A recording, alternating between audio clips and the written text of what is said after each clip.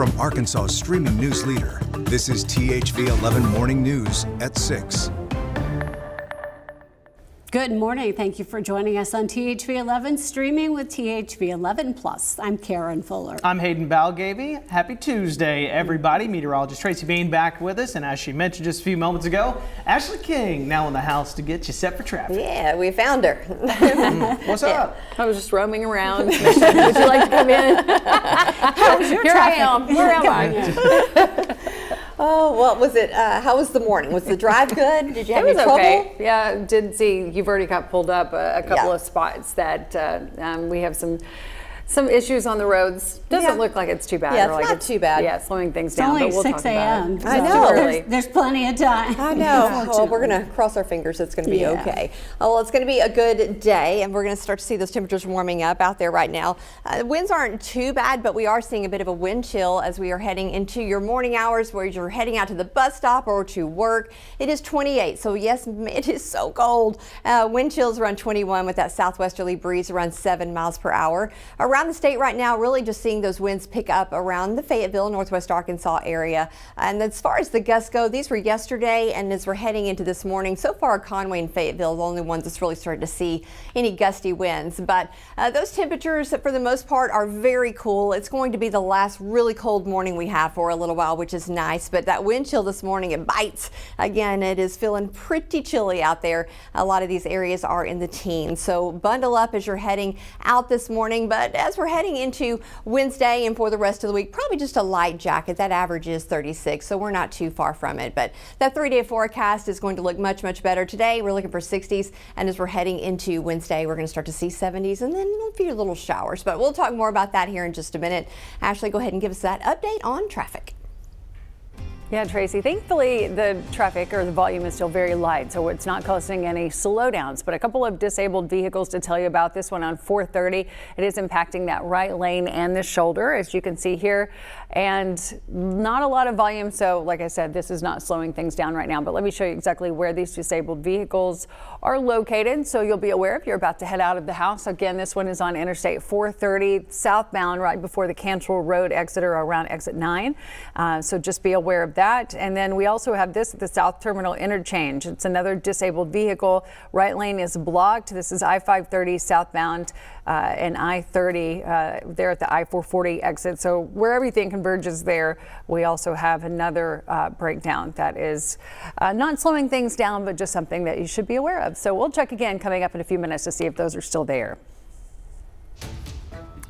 We begin this hour with an update to a crime alert we first brought you this week. Conway police now charging the man we will show on your screen, 42-year-old Melvin Jackson, with capital murder after 36-year-old Brendan Lambert died from stab wounds suffered during an argument Sunday morning at a gas station on Dave Ward Drive. Officers arrested Jackson about 10 minutes after the stabbing, and he remains held in the Faulkner County Detention Center.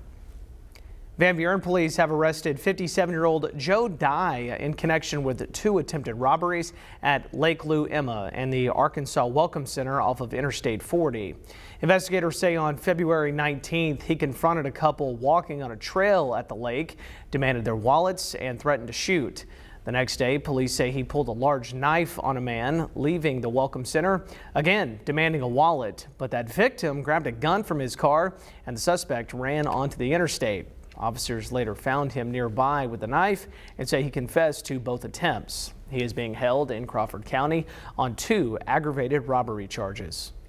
There are new developments this morning in the disappearance of Nancy Guthrie. A new CBS News report says the masked person captured on doorbell video at her Tucson home the morning she's believed to have been abducted had been at her doorstep on a different night. The 84-year-old mother of Today Show host Savannah Guthrie vanished from her secluded home after she was last seen January 31st. The FBI released these photos and video that showed this masked person on February 10th. And the source says those images actually come from 2 separate days. Local, state, and federal agencies have been searching for more than 3 weeks, but Guthrie remains missing. Back here at home, early voting in Pulaski County is already overlapping numbers from 4 years ago as the state's largest concentration of Democratic voters decides who will face Republican incumbents this fall. But this year, some voters may notice a key change when they check in. THV 11's Tamara Knight joins us in studio with what you need to know before you cast your ballot. Well, Karen, Hayden, there are a few changes at the polls that we would like to make voters aware of. Before Arkansas voters ever touch a ballot, the choices they're offered depend on party registration. For the first time, the Republican Party of Arkansas is holding a partially closed primary, meaning not all voters are eligible to vote in the same races. Under the new rule, registered Democrats are prohibited from voting in Republican primary races. In past election cycles, Arkansas primaries were open, allowing voters to choose either party's ballots. Now, we spoke with Pulaski Circuit and County Clerk Terry Hollingsworth about the potential reason for the change. It does not address voter fraud or whether or not it helps voters.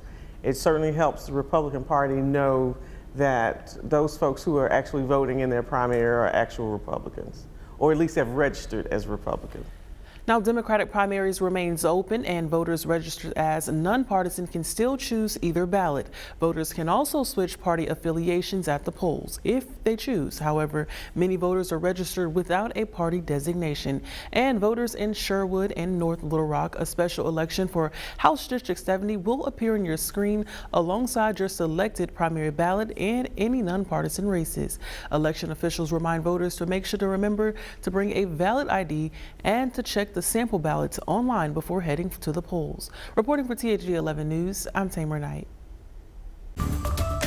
Tamara, thank you. At our nation's capital, President Trump is signaling the economy will take center stage in his first State of the Union address for his second term. The address tonight comes as Americans voice concerns about tariffs, rising costs, and a growing U.S. military presence near Iran. CBS News correspondent Natalie Brand reports from Capitol Hill. The President of the United States.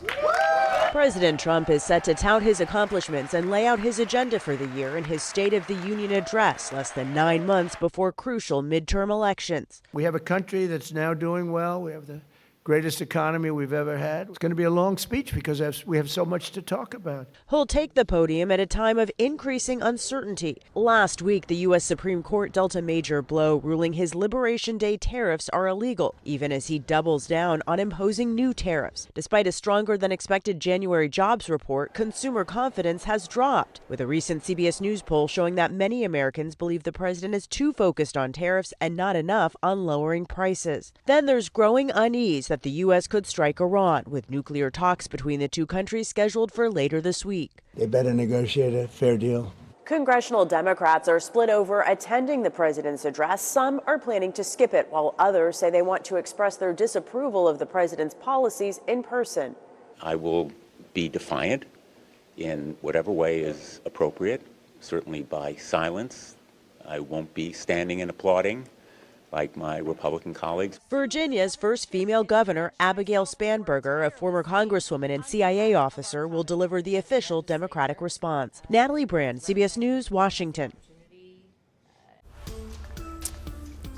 Back here in Arkansas, the state is trying a new approach to fight roadside litter, and it's sending a message without mailing a single letter. RDOT placing large freestanding letters along interstate highways and packing them with trash. Now together they spell out the word natural. Also, crews say the displays fill up within days of installation. Now, RDOT spokesperson Dave Parker says the goal is really simple: grab drivers' attention and push them to think twice before tossing out trash. We spend $8 million a year just in trash pickup between the hours that we put in and then some of it we contract out. But that's a lot of money. You know, if people would just, take the time and recognize and realize what they're doing, one, it would just make the state look a lot better, and two, it would save us a lot of money.